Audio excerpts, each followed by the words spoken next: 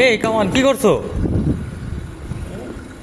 এই যে ক্লিপগুলা, এগুলা কি কাজের জন্য ব্যবহার? এগুলা এগুলার কাজ কি? কোনটা কথা বলতেছেন? এটা এই স্পেস আর এটা স্পেস। হচ্ছে ক্লিপ।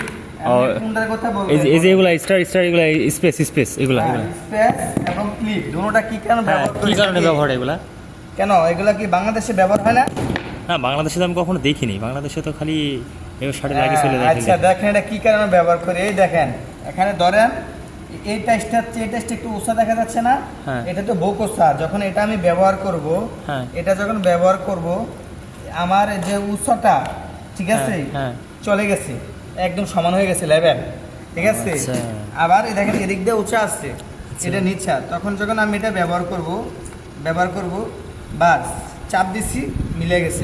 ও আচ্ছা। যখন টাইসের বোকোসা থাকে এগুলা এই স্পেস ক্লিপ দিয়ে ব্যবহার করতে হয়। আর স্পেসটা হলো আপনার টাইসের মাঝখানে দিলে আমার জয়েন্টগুলো সব এক লেভেল থাকবে।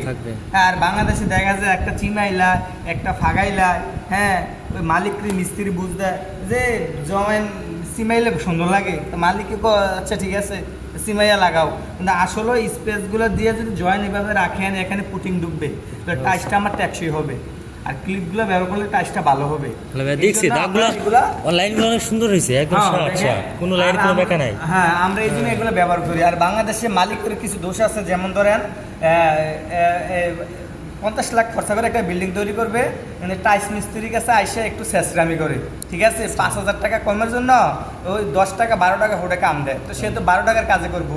যদি আপনি 25 টাকা 30 টাকা ফোটে কাজ করান, তাকে যদি আপনার এই ক্লিপটা কিনে দেন, এই স্পেসটা আপনি নিজে কিনে দেন আপনার বিল্ডিংয়ে, সে এই জিনিসটা ব্যবহার করে যখন কাজ করবে তাকে 30 টাকা ফুট দিতে হবে।